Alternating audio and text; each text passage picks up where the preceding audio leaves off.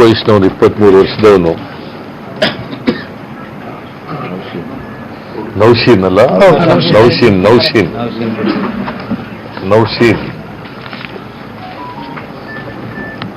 23 ವರ್ಷದ ಯುವಕ. ಅವಳು ಕೂಡ ಮನೆಯಲ್ಲಿ ಅರ್ನಿಂಗ್ ಮೆಂಬರ್ ಇದ್ದ.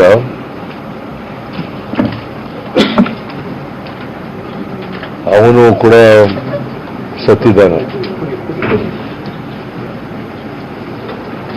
ನಾನು ಮತ್ತು ಎಂ ಬಿ ಪಾಟೀಲ್ ರವರು, ಮಾಜಿ ಹೋಮ್ ಮಿನಿಸ್ಟರ್,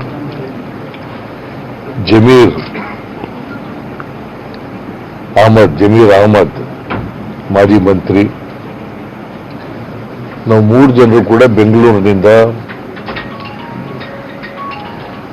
ಈ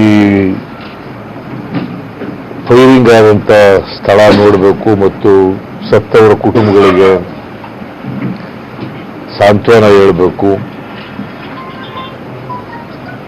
ಮತ್ತು ಯಾರು ಈ ಗಲಾಟೆನಲ್ಲಿ ನೊಂದವರಿದಾರಲ್ಲ, ಇಂಜೂರ್ಡ್, ಅವ್ರಿಗೂ ಕೂಡ ನೋಡಬೇಕು ಅಂತೇಳಿ, ಅದ್ರ ಜೊತೆಗೆ ಈ ಘಟನೆ ಹೇಗೆ ನಡೀತು ಅಂತಕ್ಕಂಥದ್ರ ಬಗ್ಗೆ ಕೆಲವು ಮಾಹಿತಿಗಳನ್ನು ಕೂಡ ಕಲೆ ಹಾಕಬೇಕು ಅಂತೇಳಿ ನಾವು ಬಂದಿದ್ದೀವಿ. ನಾನು 20ನೇ ತಾರೀಕು ಬರಲಿಕ್ಕೆ ಹೊರಟಿದ್ದೆ. ವಿಶೇಷ ವಿಮಾನನೂ ಕೂಡ ಅರೇಂಜ್ ಆಗಿ 2 ಗಂಟೆಗೆ ಬೆಂಗಳೂರು ಬಿಡಬೇಕಾಗಿತ್ತು. ಆದರೆ ನನಗೆ ಸುದ್ದಿ ಏನ್ ಬಂತು ಅಂತಂದ್ರೆ, ಮಂಗಳೂರು ಏರ್ಪೋರ್ಟ್ನಲ್ಲಿ ನಮ್ಮ ಚಾರ್ಟರ್ಡ್ ಫ್ಲೈಟ್ ಅನ್ನ ಲ್ಯಾಂಡ್ ಆಗಲಿಕ್ಕೆ ಪರ್ಮಿಷನ್ ಕೊಡಲ್ಲ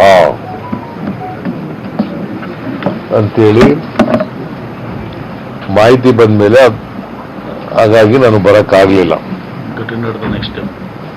ನೆಕ್ಸ್ಟ್ ಡೇ ಬರೋಣ ಅಂತ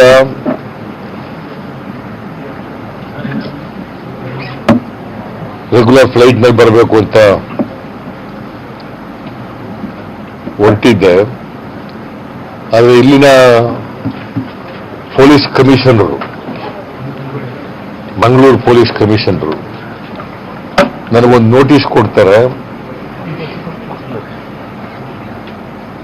under section 144 class 2 of the CRPC ಅದರಡಿನಲ್ಲಿ ನೀವು ಮಂಗಳೂರು ಬರಬೇಡಿ, 144 ಸೆಕ್ಷನ್ ಇನ್ನೂ ಜಾರಿ ಇದೆ. ನೀವು ಬರೀ ಬೆಂಗಳೂರಿಂದ ಅಲ್ಲ,